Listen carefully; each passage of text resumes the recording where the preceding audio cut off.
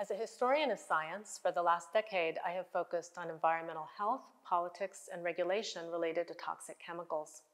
Industrial chemicals pervade modern societies and markets, from agriculture to drugs to semiconductors to plastics. In general, the response of governments to manage risks associated with toxic chemicals has been to contain the most visible problems without threatening economic growth. Over the course of the 1970s, as the US and Europe enacted environmental laws, much of the world's chemical production moved to the global south, to countries that often lacked effective protective regulation or enforcement. Alongside the globalization of chemicals production, there was a strong push towards globalizing health, from international bodies such as the World Health Organization to private philanthropies such as the Gates Foundation.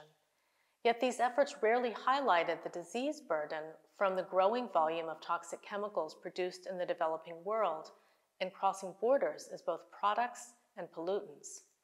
This year at the Institute for Advanced Study in Paris, I will collaborate with Jean-Paul Gaudier, a historian of global health, and Soraya Boudia, a historian and sociologist of environmental risk. Both are researchers at the CNRS here in Paris, associated with the Center for Research on Medicine, Science, Mental Health, and Society. This center recently launched a project on health in the age of the global environmental crisis, which our collaboration addresses.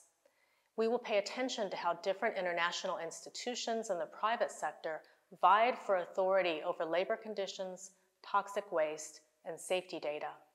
Through meetings and research seminars, we will bring together the history of global health with the interdisciplinary study of environmental contamination and regulation.